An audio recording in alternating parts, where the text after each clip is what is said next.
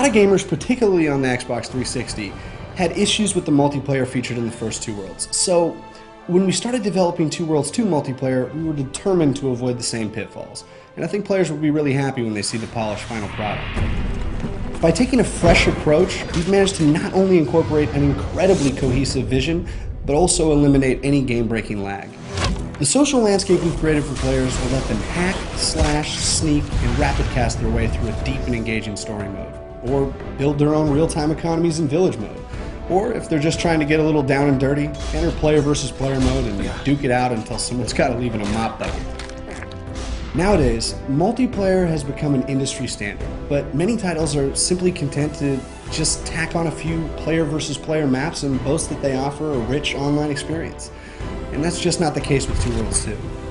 We began planning our online modes since inception, making sure that we set the groundwork for a robust experience that both illuminates the single-player campaign while also setting it apart. For Adventure Mode, we wanted to provide entertaining, story-driven quests that dive deeper into the history of Anilor and set the stage for events that take place in the single-player campaign.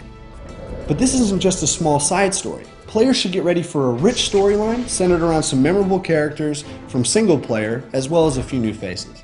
Not to mention, plenty of white-knuckle moments where a group of players finds themselves standing back-to-back as wave after wave of enemies try to put them 6 feet under.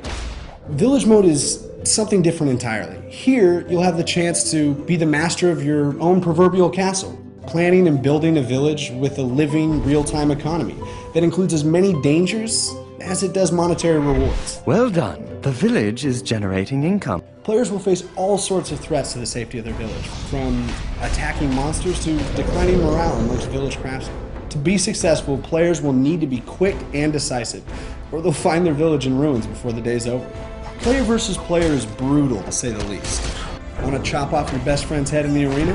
Have at it. Yeah. Ever had the urge to see who's the man in Crystal Capture? Well, we've got that too.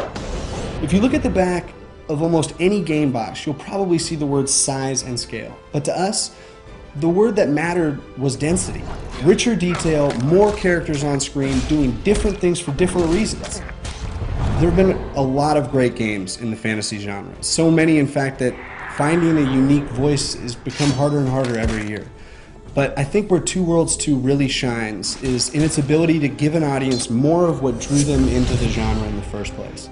To be honest, we've listened to the fans, and we've learned a lot from the first game, and we're all really pleased with the result.